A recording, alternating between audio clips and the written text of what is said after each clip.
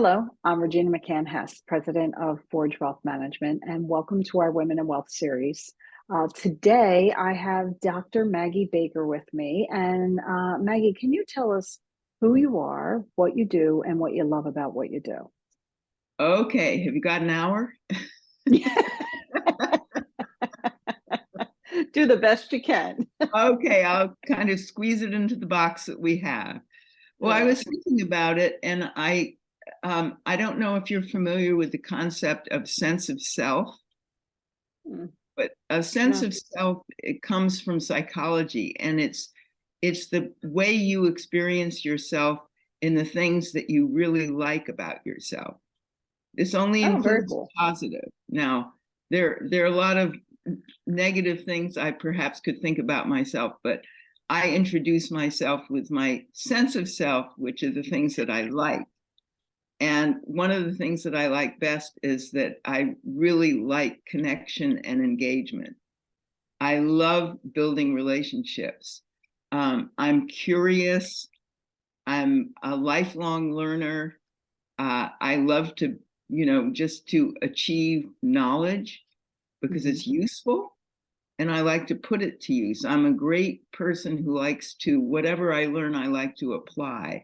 I'm not very theoretical in that sense, although I value theory, but I'm applied. I like to see things develop and grow. And Okay. um, I, I, I'm not really great at telling jokes, but I love humor. And Hmm. once in a while, I can pull off a good joke because I get the timing of it. But There you go. I love to laugh, and I like good feeling. And the other thing that I do besides my work is that I'm very involved with music. I I sing in my choir, my church choir. I like to study theory. I just love doing it. And I for a long time I played the cello, but I have some difficulty with my arm now, so I can't really Mm, play it. So I okay. put much more emphasis on my singing. So Okay. that's me with my sense of self. And the other thing I was thinking about are the different roles that I play. You know, uh, I've got two sons. I've been a wife of 44 years until my late husband died in 2015. I've got a sister and a brother, so I'm a sibling, and I am probably know myself best as a psychologist. I've only been a psychologist my whole life, and reason I really got into it is that when I was a senior in high school, I got very, very depressed. And I saw somebody who was just wonderful. And I thought, if that person can help me the way he did help me, then the best thing I can do with my life is help other people and get trained to do that. So that started me off very, very early with personal experience. And I turned Wow. that into a profession of being a psychologist. Right. And And paying it forward, right? You're paying it yes, forward in the sense that you're definitely, helping because you were helped, you're helping other people. exactly. Yeah, it came from my own personal experience. That's great. That's really good. And you have worked with people for decades in that field, right? Yes, yes. Okay. And you also have a book. Tell us about your book. I'll tell you about my book. Sure. That was born out of personal experience as well, because Right. my husband was much more academic and theoretically oriented, and he wasn't that interested in money management or anything quite as practical as that. So I took over the management of our money with a broker and a financial advisor and everything. But long story short, I lost hundreds of thousands of dollars in the 2000 March 2000 crash because I was Mm-hmm. overinvested in tech, and the reason I Mm-hmm. was partly my own giddy greed, and the other part was a very, very aggressive broker who just thought that was the way of the world, and eyes on a page would turn into profits. And of course, it didn't actually turn out that way. So anyway, I got very depressed and stayed that way for about a year because this was such a blow to my self-esteem. And then finally, one day when I was taking a shower and I just noticed the water coming down, I just burst into tears and started sobbing because of the grief of what had happened. And that propelled me. That kind of unlocked me, where I'd, kind of been stewing in my own juice for so long. Right. And I've got to learn about money. Yeah, so I that was a joined good release, though, right? That release kind of let you go to that next stage. Exactly. I was so cooped up in my own drama that I couldn't get out of it. But that unleashed me.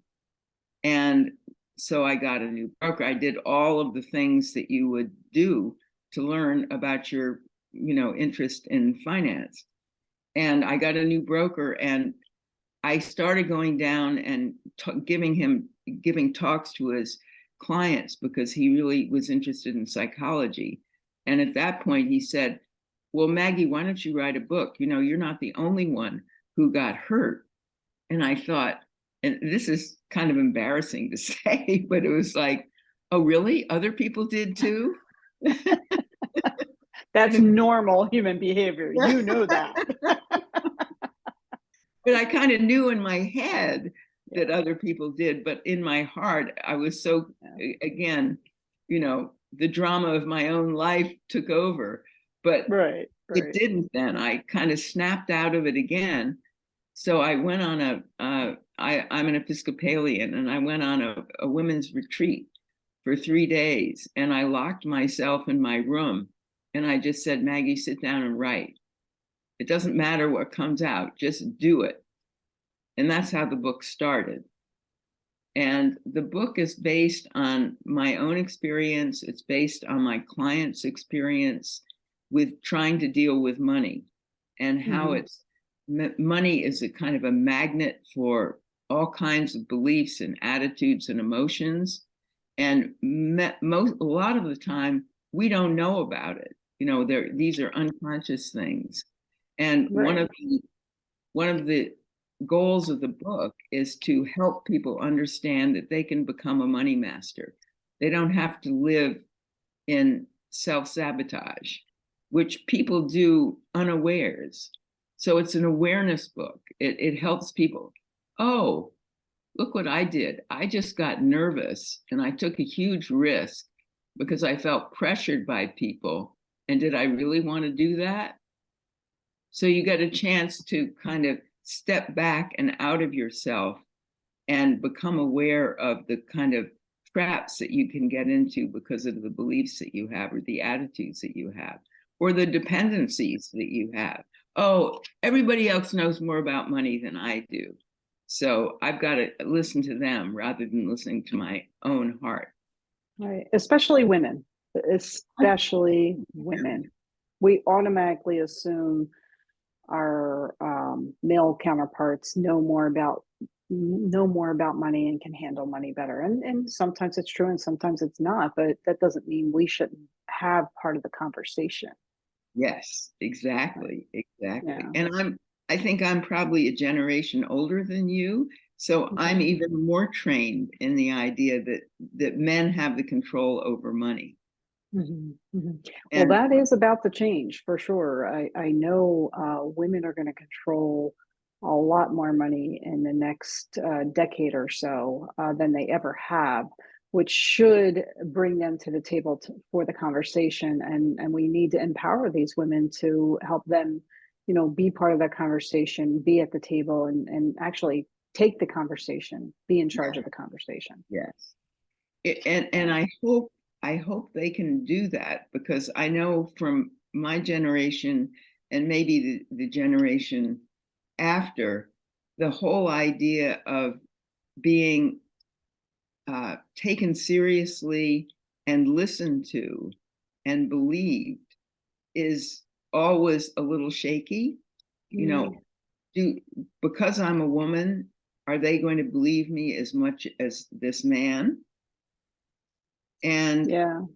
the thing that I would really want to help people with is the idea that women tend to be more cautious, more responsible. This is not always true, but those are traits that are very, very strong in women. So if something goes wrong, their first instinct is, oh my gosh, what did I do wrong? And blame themselves. Where a man typically, and that's not always the case, will say, me? I didn't do anything wrong. It was that guy. And I Yeah, we do have different personalities for sure. so I would wish to help women not take the blame so automatically. Yeah. It Yeah. would be very, very, very important for them to say, wait a minute, you know, Hmm. let's detach and look at this and see what we have. For sure. For sure. And can you tell our audience what the name of your book is? Oh, it's called Crazy About Money: How Emotions Confuse Our Money Choices and What to Do About It. Yeah, I have the book right here and it is on my reading list. I have a couple books ahead, but this looks like a great book to read.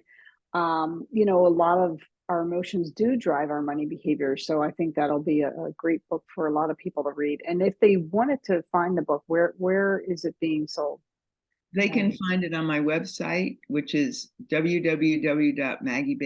www.maggiebakerphd.com, or they can find it on Amazon and in a Kindle form. And I'm very excited because I just finished narrating the book into all. Oh, So, oh, that's awesome. yeah, I have a friend who also has podcasts, and she always asks people the most recent book that they've read, and is it on Audible or is it in on a PDF, a reader or hardback. And it's amazing. There's a big split. A lot of people like the Audibles, and then good old.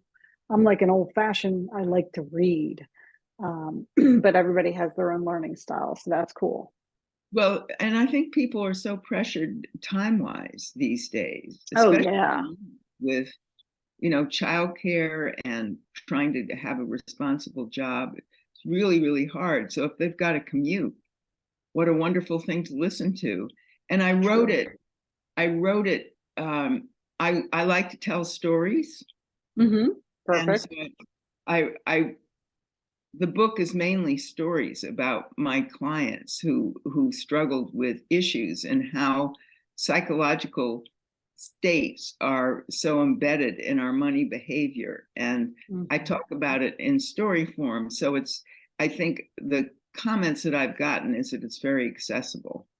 Awesome. That's great. That's really good. Yeah, anytime you tell a story, it leaves the reader or the person listening with more of an imprint than just here are the bullet points of the information. Yeah, a lot of research on that. Yes. So tell us, Maggie, what are some of the challenges that you have faced as a professional woman? Um, well, let me see.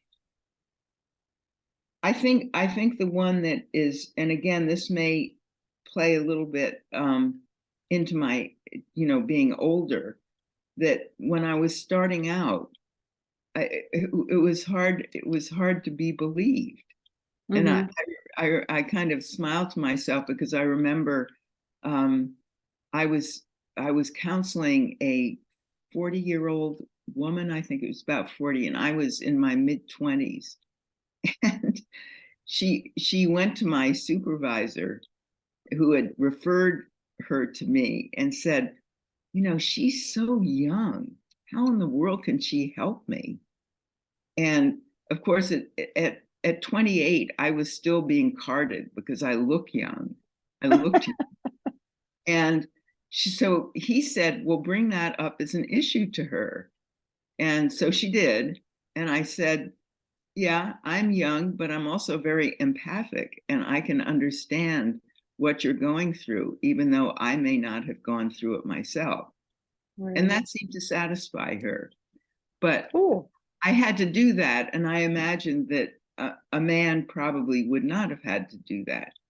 Maybe if he was baby faced as I was, Hmm. but Yeah. um, that's one thing. And I wrote down a couple of things here. Um, I think breaking into higher levels of responsibility and leadership, and again, uh, be being taken seriously and and respected. Mm. Now, I think people may have attributed that to me, but I didn't, I was anxious enough that I might not have felt it in the way that I might have wished. But Right. I think as my career went on and I had more of a reputation and more experience, I think that dwindled. But for people starting out and who are young, I think that's still an issue. And it's connected with another issue of being openly proud of achievements. There's that very thin line between being a braggadocio and just being excited about what you've been able to do and wanting to share it with people. Yeah. And I think if people are sensitive, they can sense the difference. But I think that I've been, how should I say, maybe a little cautious about ever, kind of just being out like that.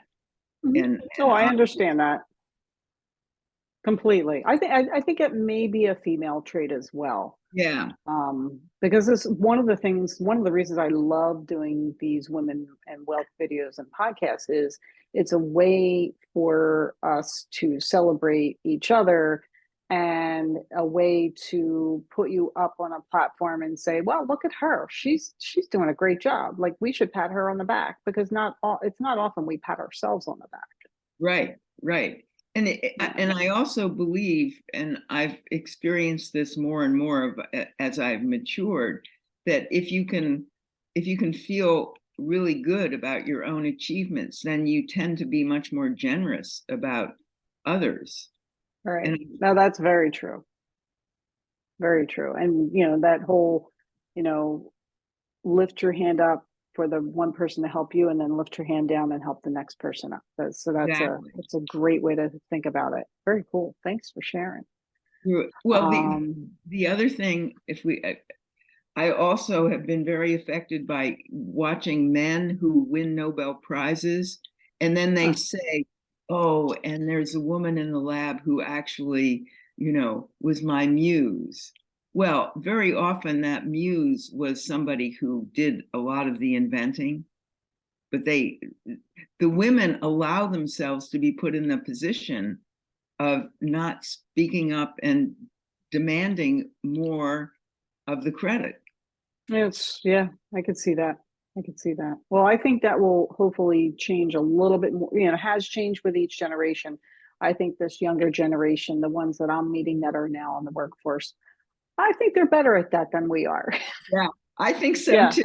Yeah, I I think so. definitely, and I applaud them for that. I mean, good for them. They fought hard and good for them. I love to see it evolve even more.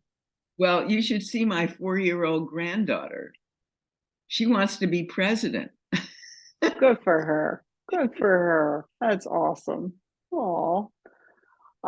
So Maggie, tell us what your vision of retirement is. Oh, uh, living the life that I'm Yeah, living now. perfect. I Perfect. the I really I just love what I do. I love getting out there and speaking my mind. I've been dying to do it since COVID, and the only thing I'd change is maybe the balance. And Hmm. this is all dependent on my health. Hmm. Hmm. If you lose your health, you're not going to be able to do the things that you might want to do. So I've become very, very strong about wellness, about physical, uh, psychological and spiritual wellness, because I believe that if you have that triangle of balance in good form, you've got a much greater chance of living the retirement life that you want. So Absolutely. I may devote a little more time to my music, to my grandchildren, maybe a little more to travel, but travel is not fun anymore, at least for me. So that's not so good. And Yeah. also, I think I will spend more time shaping my own legacy that I'm proud of. And that includes making sure that I give people my passwords. Yes, absolutely. That's a big problem. It's a That's a big huge problem. problem. It's a Yeah. huge problem. Yeah. Yeah. When We see that all the time.